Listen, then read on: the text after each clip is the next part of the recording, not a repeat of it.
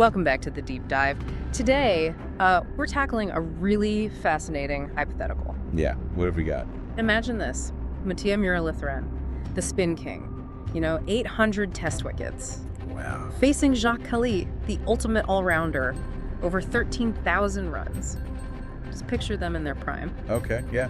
That's quite the setup. An epic game that never quite happened like that, head-to-head over a whole series, maybe. Exactly. And what makes it so compelling, what our sources really dig into, is that clash of styles. Right. It's more than just skill versus skill, isn't it? It's like a mental battle, mind against mind. Totally. You've got Murali, the spin wizard. The sources highlight his deception, the doosra, the flight, the bounce.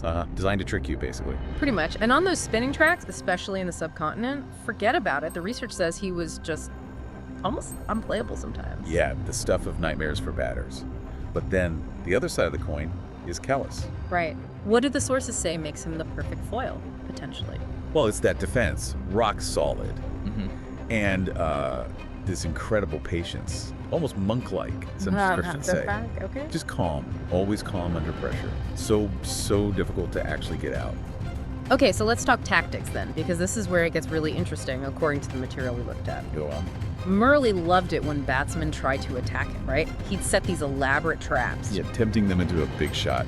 But Kallis, well, the data shows he just didn't really do that. He wasn't one for taking massive risks, especially against top bowlers. So you get this psychological standoff, Murali trying to lure him in, Kallis just blocking, dead batting maybe. Exactly. Just imagine that battle of wills.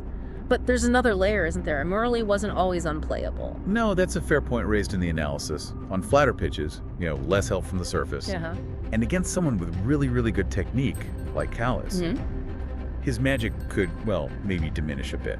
So Kallis's technical perfection and that patience we mentioned, the sources really hammer this home. It's like trying to bowl at a wall sometimes. Pretty much. But, okay, flipping it back to Kallis.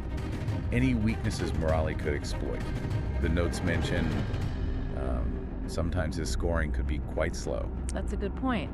Could that pressure build if Kallis gets bogged down, scoreboard starts ticking? Does Murali sense an opening? It's definitely plausible. Our analysis sort of touched on that.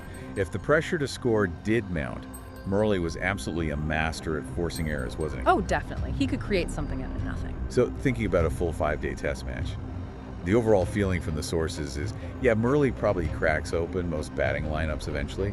His wicket-taking ability was just phenomenal. Agreed. 800 wickets speaks for itself. But this is the crucial bit for this specific duel. Yeah. When you zero in on Kallis, one thing keeps coming up in the material we review. Which is? His mental strength, his resilience, words like unflappable, adaptable, they appear again and again. So he wasn't just surviving, he was actively grinding the bowler down. Exactly. Frustrating them, wearing them down mentally, that impenetrable nature. Okay, so the main takeaway then from this deep dive into the sources, in this hypothetical clash of these two absolute titans, Jacques Kallis probably edges it. Is that fair to say? Not by smashing Murali around, but just by refusing to get out. Sheer resilience. That's precisely the conclusion the analysis points toward. Yeah. It's that unwavering resilience. He just wouldn't give his wicket away easily. It's fascinating, isn't it, how this specific scenario really highlights that sometimes victory isn't about the flashiest skill. Right. Sometimes it's about endurance. Yeah. Adaptability, just sheer mental toughness when things get really tough. That's what seems decisive here. So something for you listening to think about.